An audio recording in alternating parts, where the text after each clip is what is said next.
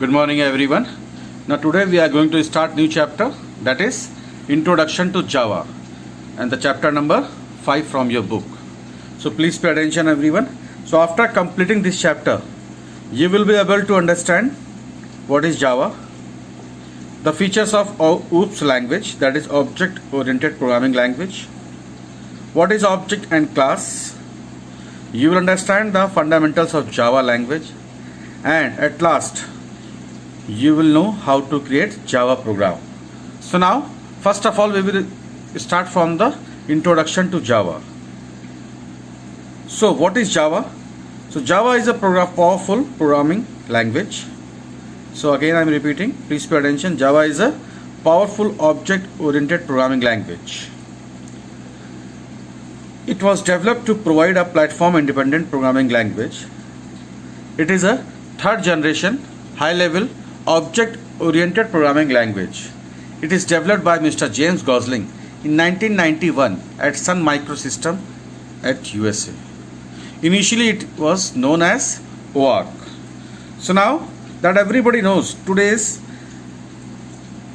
Java is used for many types of applications, including web-based application, financial application, gaming application, distributed enterprise applications, mobile applications, image processors, desktop applications, and many more. So because of these things, Java is so popular everywhere. So why it is so popular? Because Java has many features, giving it an edge over other programming languages. So now in the next topic we are going to discuss the features of Java, why Java is so popular around the world. And now, so the features of Java are, the number one is the object oriented programming language, the second is platform independent, third is write once run anywhere, next is open product, security, multimedia support, lightweight code. So because of these features, Java is so popular everywhere. And now one by one we will try to understand the features. Now the number one feature is object oriented programming language. So what do you mean by this object oriented programming language?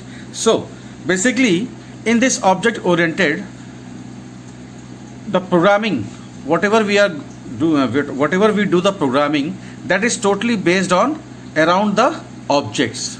So basically under this there are certain features which we follow in this particular language, and without those features in Java we cannot write any single program.